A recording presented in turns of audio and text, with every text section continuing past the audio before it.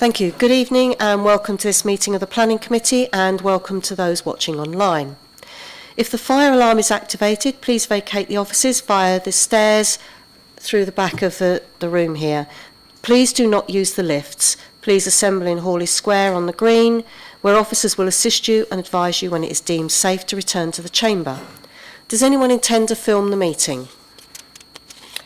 I would advise that speakers using the microphones are picked up by the cameras recording the meeting. Members of the public in the public gallery behind the speakers may be picked up by those cameras and have their image captured. Any member of the public who objects to the possibility of being filmed may wish to take this opportunity to move or leave the meeting. Would everyone present please ensure their mobile phones are turned to silent and that they are not used to make or receive phone calls in the chamber whilst this meeting is in progress. I don't have any members who have asked to speak under Council Procedure Rule 20.1, and there are no members in the chamber who are not a member of the committee, so there won't be any to add to that. The following applications have been reserved for public speaking. Item 5B, which is 52A Stone Road Broadstairs. Agenda item 1, I have apologies from Councillor Dennis, Councillor Makinson and Councillor Moore. There are no substitutions. Agenda item 2. Sorry. Yeah, I have an apology from Councillor Wing. She's had a roof emergency with the rain all coming through. Okay, thank you. Apologies, I didn't ask for that. I was getting excited and getting ahead of myself. Councillor Wing. Are there any declarations of interest? Councillor Alban and myself. Councillor Alban. Yeah, Chair, I have a declaration of interest in item 5E. It's an application by Ramsgate Town Council, and as the Chair of Ramsgate Town Council, I've had some involvement in the, not in the process of the application, but in discussions relating to it. So I'm declaring an interest, Chair. Thank you. Thank you. I also have to declare an interest on the same agenda item, as I am Chair of the Town Promotion Committee at Ramsgate Town Council. What that does mean is that Vice Chair Councillor Bright will take over chairing this meeting at the end of the items reserved for public speaking. Next item, item 3. Do members agree that minutes of the Planning Committee meeting held on the 20th September 23 be approved as a correct record? And can I have a proposer, please?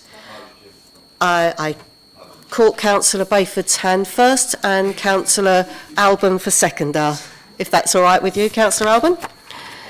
Do members agree? Agree. Thank you. The Planning Applications Manager will now outline a point of information about item 5A, Northwood Court Broadstairs. Thank you, Chair. Just a brief point of information on a couple of points with regards to the report for Northwood Court. The relevant planning history section in that report omits one application from 2019, which was an application for a certificate of lawful development, which was stating that the existing use of the building was as a collection of C4 houses in multiple occupation, and that was refused. In addition, in that report, the planning policy comment referred to a document which is the Economic Development in Thanet Employment Land Update and Economic Needs Assessment, July 2018, but that was actually omitted from the summary of the comment. So that is a relevant document that was mentioned by the planning policy team. Thank you.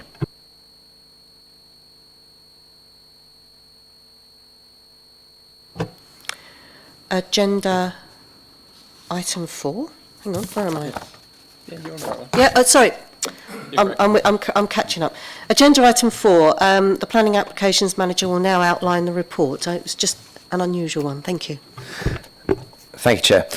So this is an application being reported back to members. It was considered at June's committee. So this is an application to vary condition 2 on an application for to vary conditions on 4 houses, specifically that related to the removal of 4 trees from an application site, and also a change in the ground levels of the site. Now, the proposal was deferred back to officers to seek amendments to the layout and to look at measures to actually retain the 4 trees in question.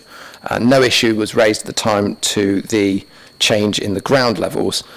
So the applicant has provided a statement from their arboriculturalist about why they consider the trees should be removed, and they haven't changed their proposal, and therefore it falls for members to consider and to determine the application. So I'll just go through the photos.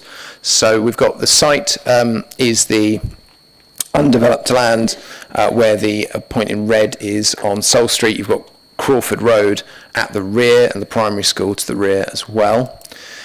This is a 3D image from Google. It's not particularly clear, but it's to try and give a sense of the fact that the trees are primarily located at the front of the site, adjacent to the boundary with Seoul Street. This is a view from Seoul Street, looking at the boundary wall, which is to be retained as part of the development, and the trees directly adjacent to that boundary wall. So these trees are protected by virtue of a TPO. The TPO covers the whole site, and is an area order from 1974, so it only protects the trees that were present in 1974, which includes the trees at the front that you can see in this image, and also in this image. This is the view from Crawford Road, and you can see one particular tree that's in the foreground next to the neighbouring property, but then the trees that you were just looking at are the ones that sort of form the bank of that view at the rear of the site from this view, but obviously the front of the site from Seoul Street. And then this is a view further back. Again, you can see the tree line at the top there and some trees on the boundary. So this was the plan of the approved scheme. So 4 detached dwellings approved using the existing vehicular access, and the proposal came forward and was approved by members a number of years ago now, with the retention of the vast majority of trees on the site. So the change in land levels that is proposed relates specifically to Unit 4, which is the one on the left-hand side. It's a relatively minor change, and it's not even necessarily perceivable from flicking between, but it's ever so slightly increased in height. But members didn't raise any concern with it previously, and obviously it's still our opinion that there's no issue in terms of the character of the area with the change that's occurred. So the main issue relates to the trees in question. So this is a plan submitted showing the trees on the site at the moment. Now, to give you some context of what you're looking at, the dotted lines that run around the trees, obviously there are multiple circles of, are showing the root protection areas of the trees, whereas the canopy of the trees themselves are the solid lines. Now, originally, the application proposed to remove 5 trees from the site, which included an ash tree, which is 16, which has a category B tree, which is the one in blue down on the bottom right. However, that's been omitted from the application. It's not proposed to remove that tree. But the 4 other trees that are to be removed are shown in the areas in red on this plan here. So they're all sycamore trees. It's our view that because of their age and their maturity, that they were not present in 1974, so they are not covered by the TPO in our view. They are, however, shown on the plan originally approved for retention, just as part of the layout, and so obviously this is why we've got the application in before us to try and remove those. The application stated that originally that it's the location of the trees effectively were compromised by the layout of the site to be able to get the vehicular access, not the vehicular access, sorry, the access route through, and there is in Annex 1 a summary letter provided by the applicant's arboriculturist about why it's considered that those trees could be removed. Primarily that relates to 2 issues. One, practicalities about a no-dig solution, which was something that members will recall Councillor Preston talked about potentially looking at as to whether or not you could put a geocell system down and try and effectively build around the trees that were there. But the other issue that's been raised, as well as a change in level across the site, which the arboriculturalist has stated would make it extremely problematic to try and retain these trees, is also that they're not considered by the applicant to offer significant amenity value and therefore are not almost worthy of retention on the site and would compromise any layout that would be provided. Now, the section of the report where we've talked about the particular issue with potentially refusing the application is paragraph 3.4, which really looks at the question of, if you were to remove those trees, what harm does it cause to the character of the area? Particularly noting that all of the other trees at the front are protected and they're proposed to be retained. Now, one of the issues that has come up here is that you are losing trees that, whilst not on our view present in 1974, are still have still been there for a number of years, and they do offer ecological value and potential habitat for bird species. That would be lost, and the applicant is proposing to effectively provide 5 replacement trees at the rear to replace some of the sort of more small level scrub growth that you've got along the back elevation with the back of the site, with a combination of silver birch and field maples that are native species rather than the sycamore trees that are being removed, which are non-native. However, it's appreciated that new trees do not have the same ecological value, they do not offer the same habitat that you get to species initially, and therefore there is a trade-off there between getting native species but not having the same ecological value.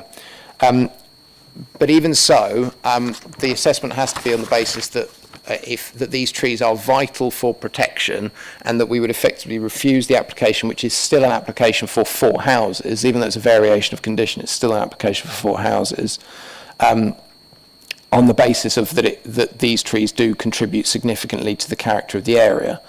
Now, the only public realm view of these trees is from Crawford Road, but as shown by the images, they are barely perceivable in comparison to the larger trees at the front of the site, which are the older trees and the ones that obviously we want to see protected. In terms of, so that's just a more detailed view of where the access is coming in and the trees that would be protected around the access.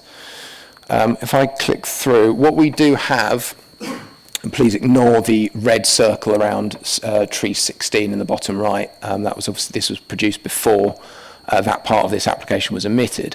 What we have had as part of the discharge of other conditions is the arboricultural method statement, which has detailed no dig areas for the trees which are to be retained at the front of the site. It includes information about the surfacing that's to be put down for vehicles to enter the site on a base level that raises up above the roots themselves. There are designated storage areas on the hard surfacing once laid, so that you're not putting anything underneath the canopy of the trees that are to be retained. And this has been approved as part of the discharge of condition following it being looked at by our tree consultant to consider whether or not it's adequate in terms of the measures to protect. You also, include the protective fencing that goes around the base of the trees as well. So the only other point I'd want to draw members' attention to is I understand from the debate last time that there is a understandable sense of frustration from members that the applicant has indicated that they're going to keep the trees and then they're now proposing that they're not going to be able to keep the trees. But we're still required to consider it on its own merits, and the officer view is that the 4 trees and the limited visual impact that they provide simply wouldn't justify a reason for refusal on its own, given that these trees wouldn't, in our view, be worthy of a TPO in and of themselves. And therefore, the application to remove those 4 trees is recommended for approval. Thank you, Chair. Thank you. I move that the officer's recommendation is adopted. Would the Vice Chair please second? Seconded. And I've got Councillor Garner, and I'll start with Councillor Garner. Thank you. I appreciate that. Here we are again. So to help me and hopefully others with this, I revisited this application that this is seeking to amend.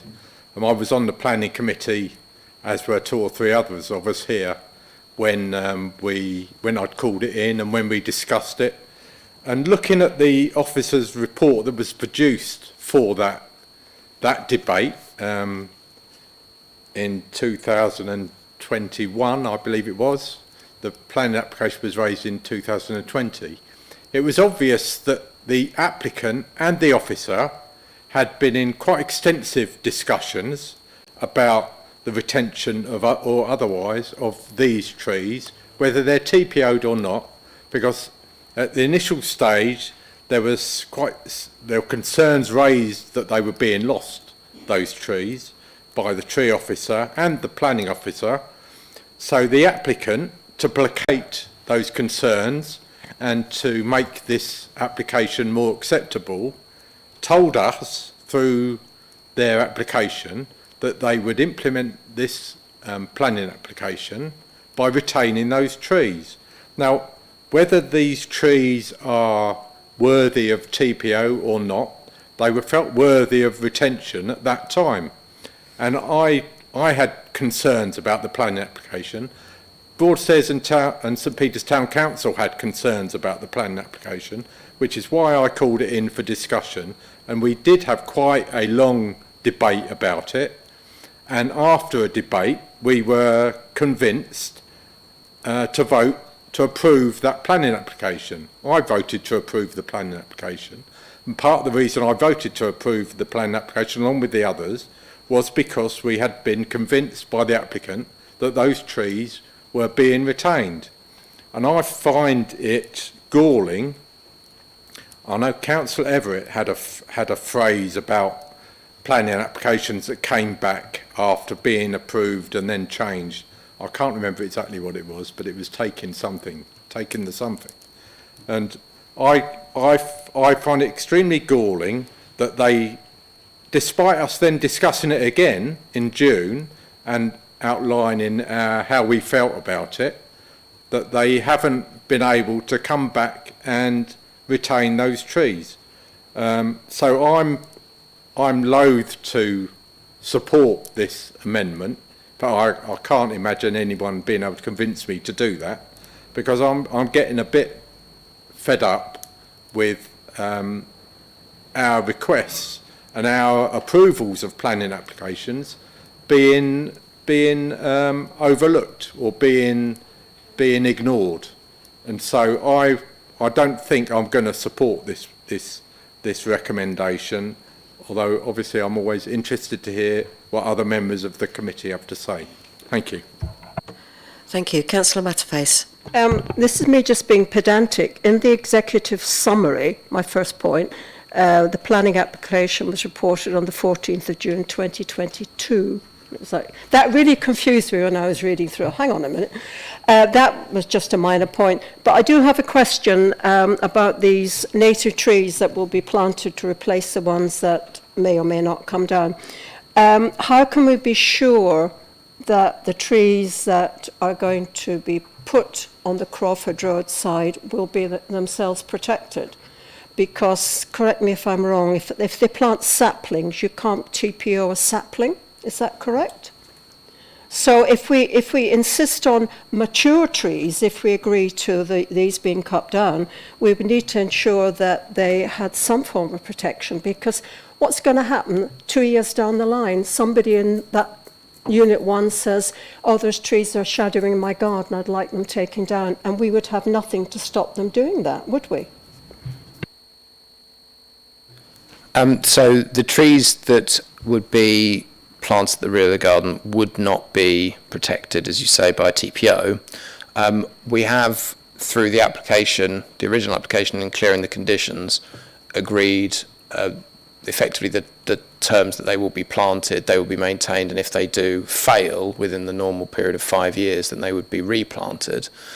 So that is something that we would still have as a planning condition, which would be breached if technically there was an issue. The point, I suppose, about those trees as they are on the ones that are being removed is technically there is no protection other than the planning condition afforded to them at the moment. So if this application doesn't actually get implemented, hasn't been implemented yet, and they actually only have a few months to do that because of when the approval was, the trees could be taken out and there would be no breach of condition because they wouldn't have actually implemented the consent. So the protection that the trees are afforded is only through the planning condition of the layout, which is not a strong, it's not really a strong protection in and of itself, but we are trying to make sure that the trees that are planted are of a decent calibre and are of an age. So that's why obviously we've got the landscaping conditions on as normal, and we are trying to make sure that for new development sites, basically for houses, that we are getting the landscaping checked during the course of construction. In this specific instance, we will need to be checking because of the very detailed arboricultural method statement that we've had for the trees at the front, and it is a big concern that we have of small developments like this. We've had quite a few in the district at the moment where, you know, the statement hasn't been followed through with in terms of protection of those trees.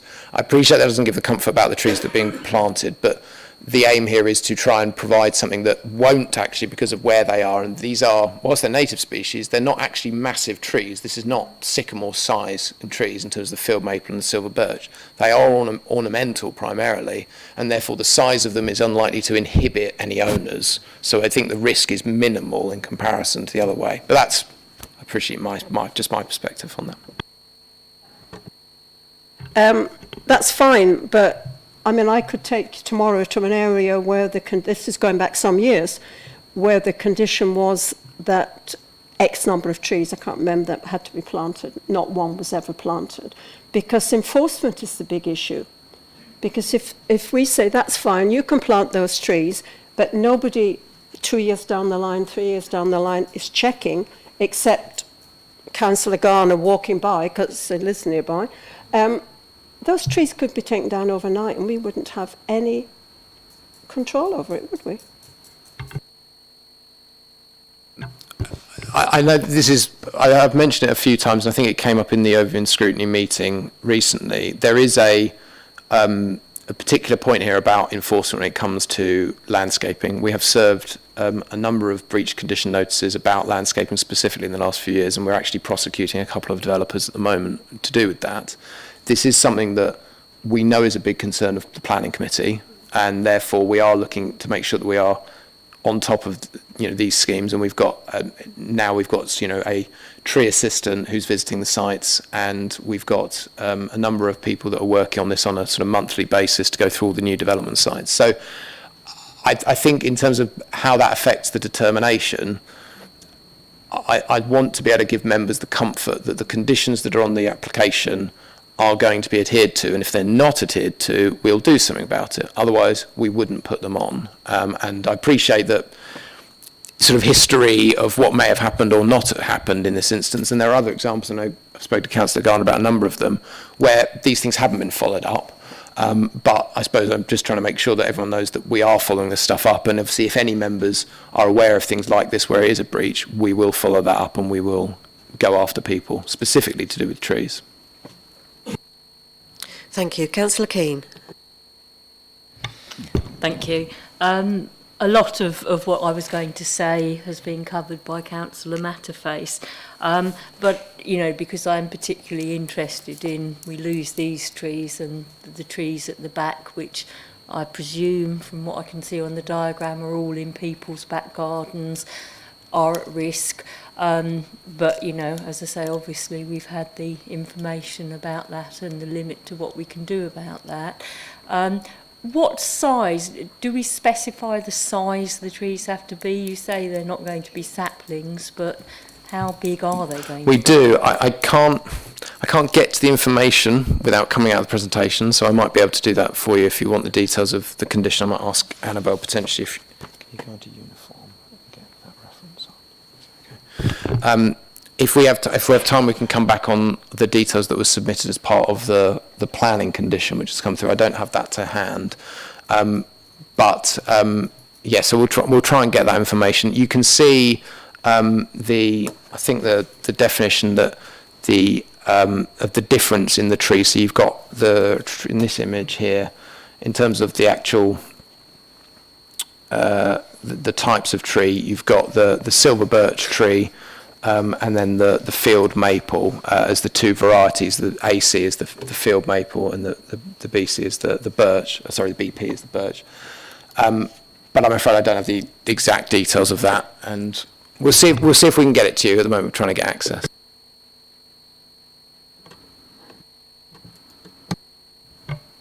Thank you. I mean, from reading the arboriculturalist report, I don't see from a planning perspective what we can do about it.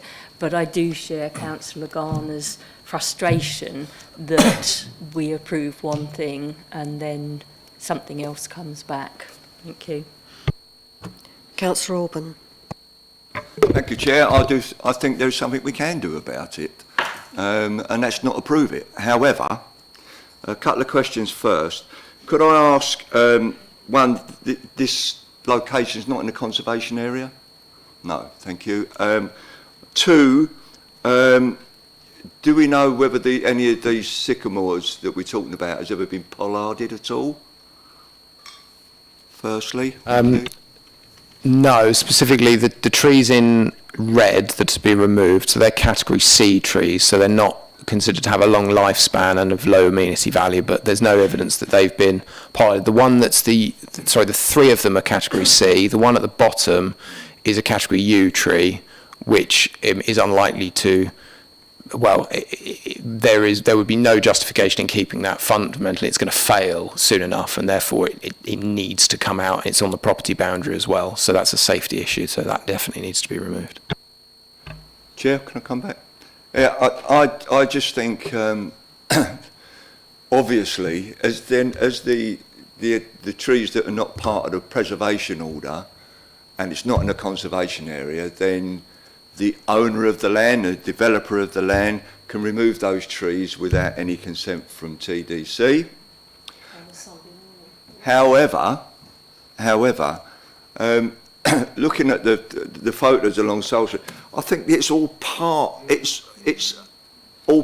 of it, and I think there's work that could be carried out to those trees by the developer that could make them stay. Now, I fully support what Councillor Garner said about the, let's just say the developer obviously wanted to get his application, maybe said what he was going to say to enable him to get his consent. Personally, I can't support this. Thank you. Councillor Bayford. Thank you, Chair. I also share Councillor Garner's annoyance that the applicant has sort of got around the system. However, there doesn't seem to be any illegality to this, and we're left with what's before us. The fact is, there are 4 smart new homes for families which we need, and in view of what's been discussed, the fact that these trees could be removed anyway, makes me feel that I really should support this application. Thank you. Councillor Orban. Yeah, sorry, Chair. I should have mentioned that the trees in the proposed back gardens of the development should just be seen as a bonus, not as an alternative, because it's taken away from the actual street scene. The whole cover of that, the whole tree cover of it along Soul Street. So. Great, let's have those trees in the back gardens, and let's have them as a bonus and not as an alternative. I have a question myself, which may be playing slightly devil's advocate. I do agree with Councillor Garner and Councillor Alban about feeling as though we've had our arms twisted a bit. But I wonder what a forestry type comment would be with regards to the viability of at least the 3 trees that are category C, given that we've heard that they're self-seeded and overshadowed by the bigger trees, and are they taking away nutrients from the bigger trees? Are they actually potentially detrimental? And what's their survivability in that situation? Thanks, Chair. Yeah, just on that point particularly, this is something that has been raised by the arboriculturist view that's come back into the council, and again is something that we would normally look at doing as a matter of forestry when there is an application to remove trees within even groups of protected trees if they are taking away from more mature and more better amenity value trees. Just to come back on the point with regards to the amenity value of the trees, I understand what's being stated about the fact that it's considered to be a sort of a group of trees. However, we are having to look at the individual trees themselves. That's the purpose in terms of the application, what they've proposed to do. And these trees, because of their size, because of their spread, you simply wouldn't be able to discern from outside of the site, other than the category U tree, that because of its condition can't be retained. They simply, in our view, just do not have a beneficial impact on the street scene. You wouldn't be able to almost see that they're there from the other trees and the bank of trees. So in terms of sustaining a reason for refusal, it's simply our view that it's, again, whilst regrettable, because frankly, I appreciate members are incredibly frustrated about this, it's just not a tenable point of refusal in our view. I have Councillor Orban first. Thank you, Chair. Self-seeded. Well, whether a tree's self-seeded or not, I mean, if it's there, it's there. You could have planted sycamores, but they grow naturally wild anyway. But facts of the matter is that we've also got, this is to do with a condition on the planning consent, not the development per se, a condition in relation to these trees. So effectively what we've done, we self-seeded this condition on it, right? So for me, that condition stays the same as those trees stay. Thank you. Councillor Bright. Yeah, I think I feel really conflicted about this. I travel past this road every single day, and those trees are very important in that road. But obviously the ones at the front, the TPO'd ones, they're totally precious. I don't know, I'm being told that the 4 trees proposed for removal don't contribute to that canopy cover. I don't know, I'm trusting Mr Livingston here, I don't know. But it's probably only when they're removed we'll realise actually the impact that, there's no way of knowing, apart from maybe a site visit to get inside and to actually see. But I know from going past, it's a very dense, you can see it's a dense canopy, and it's beautiful, and it's full of birds. So I'm very nervous about it. My only, if we were to approve this application, I'd want an absolute guarantee that those TPO trees at the front, that everything is done to protect those, and that maybe, I don't know how regular the enforcement people can go to actually check that they are being looked after, especially as this the developer said originally that he would keep these trees. It's almost like, well, how do I trust him that he's going to look after these TPO'd ones as well? So I feel really, really nervous, and I'm really not sure about what I'm going to do, but willing to carry on listening. Okay, I've got Councillor Bayford next.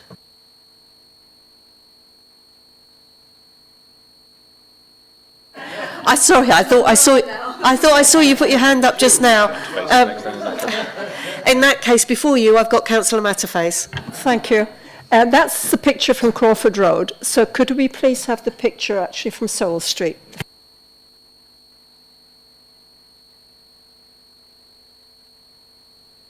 Possible at all from that, apart from the car parked in a rather obstructive way. Can we see any of the trees that are being proposed to be taken down from that photo? No. Councillor Rattigan, and then Councillor Garner after. Whilst I agree with all the members' comments, I sort of think what Ian was saying, what's stopping the developer after we refuse the application, he then takes the trees down, puts an application in with no trees in the back and then we've lost then the sort of opportunity to at least to have some trees put back in there. And Councillor Garner.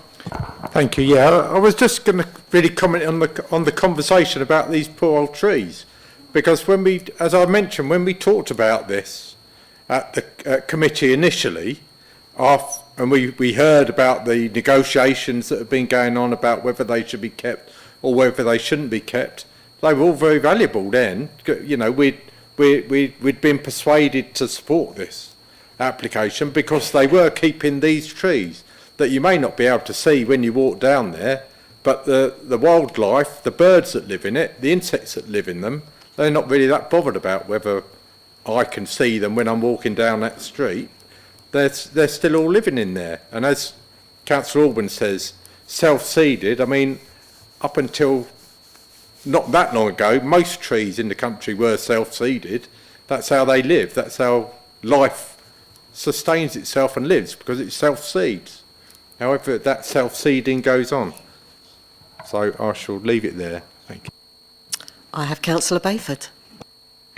Thank you. Yeah, I agree, whether they are TPO'd or whatever, the trees are important. Of course they're important. But so are homes for people to live in. And I think in view of the fact that they're ageing trees, other trees are going to be planted, I think we have to be prepared to move on. Thank you. Right, well, I don't appear to have any other requests to speak, so we will now put the motion for the officer's recommendation for approval to the vote. Those in favour?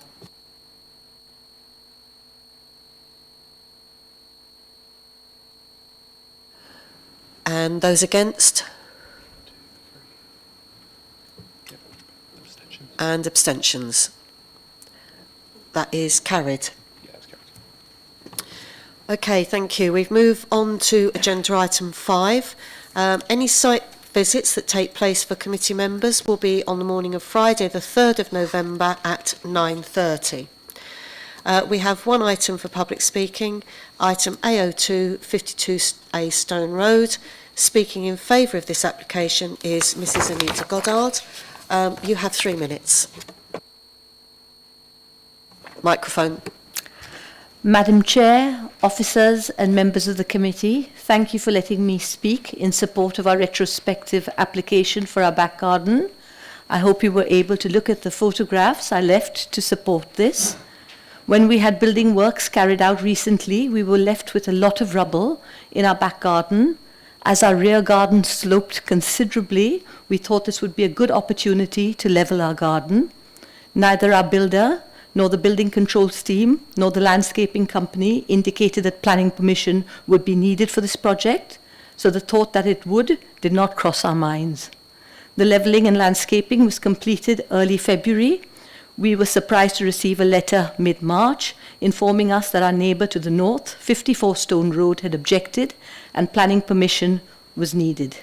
We put in a retrospect planning application in May. 54 Stone Road immediately raised objections, citing loss of privacy, loss of light, feeling of enclosure, loss of property value. We do not agree any of these are affected, and this is supported by the case officer's report following a site visit. Regarding his privacy, we can easily look into his rear garden from our balcony, and if you see the pictures I supplied, 3 and 4 show you the view of his back garden. Whereas when we stand in our raised garden, we have nowhere near so much of a view. May I also mention that he provided photos in his objections that are totally misleading. One has been taken from a height, another has been taken with the fence down. You now have current photographs of what we can actually see when we stand in our garden looking at his property. We have sought to alleviate any privacy issues by planting evergreen trees along our boundary fence, and all these trees will grow to a minimum of 2 meters in height. Our fencing is 6 feet all around our property. He claims that there is a feeling of loss of light and enclosure, and this may be because we've had to put a temporary trellis on top of our fence around our patio area, where there are photographs again provided, to protect our children from abusive language aimed at us coming from 54. Even today... I'm sorry, you need to keep it to the issues regarding the application, please. So this trellis. So we've put up a trellis, and even today there's a camera and a microphone positioned from a window on his property aimed at our patio.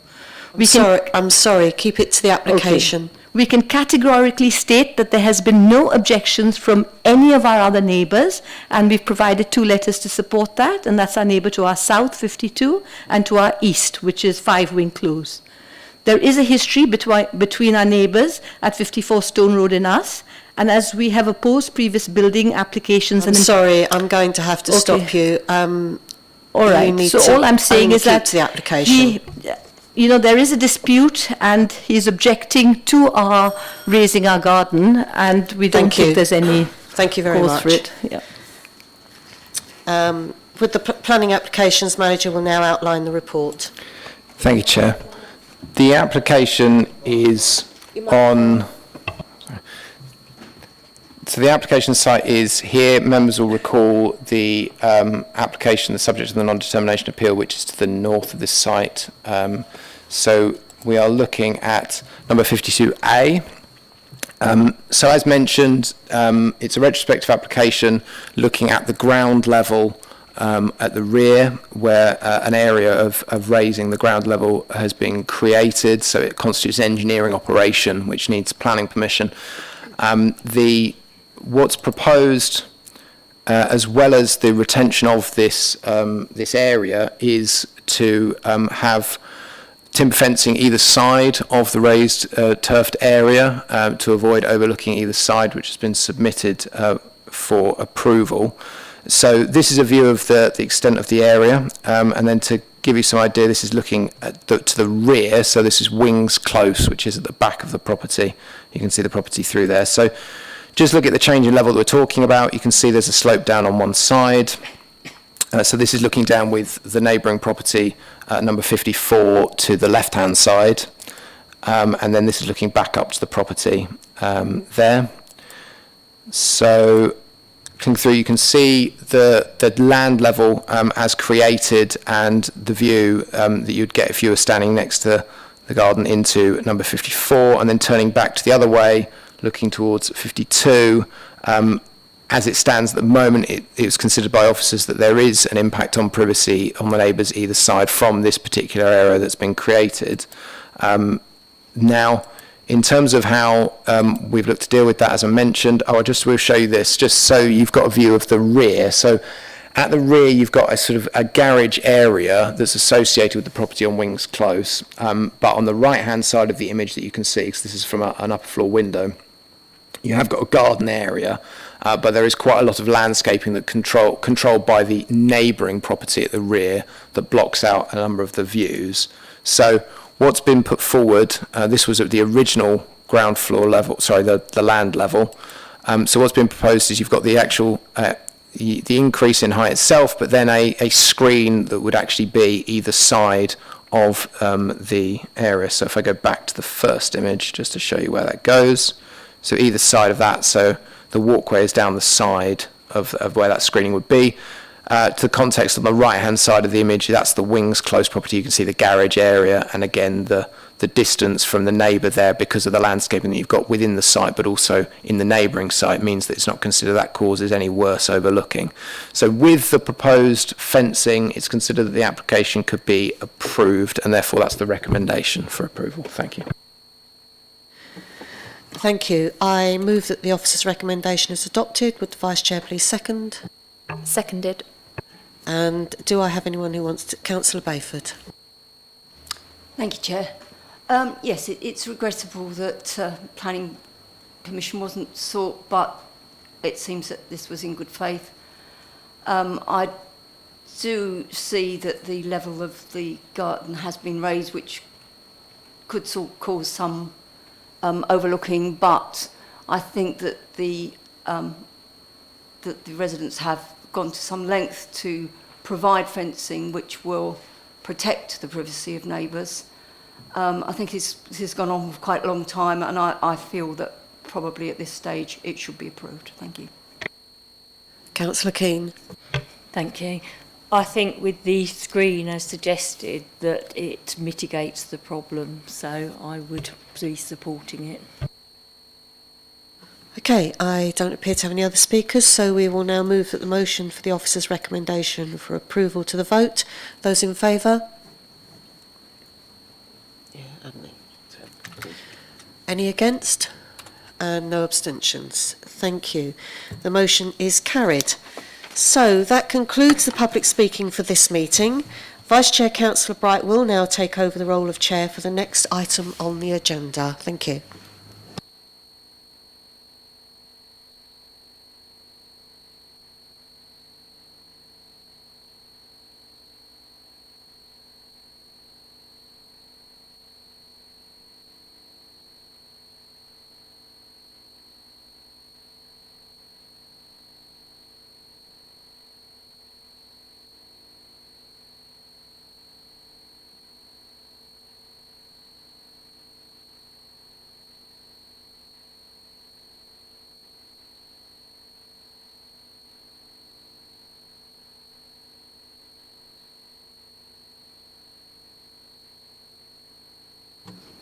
Okay, thank you. I'll call upon the clerk to read out the remaining planning applications. If a member wishes to reserve an application, will they please call out as the clerk reads? Thank you, Vice Chair. AO1, Northwood Court, Millennium Way, Broadstairs. AO3, land east of Parking Bay, Canterbury Road, West, Minster, Ramsgate. AO4, JC Rook and Sons Limited, Cecilia Road, Ramsgate. And AO5, 8 to 25, Military Road, Ramsgate. I see no one calling out.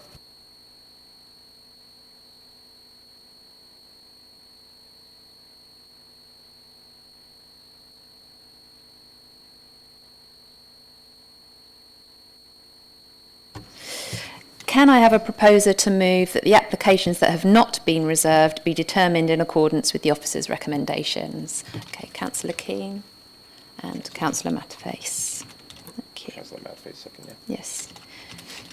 Do members agree? Thank you.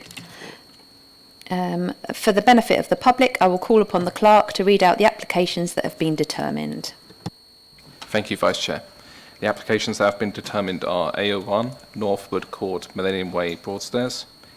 AO3, land east of Parking Bay, Canterbury Road, West, Minster, Ramsgate. AO4, JC Rook and Sons Limited, Cecilia Road, Ramsgate. And AO5, 8 to 25, Military Road, Ramsgate. Thank you.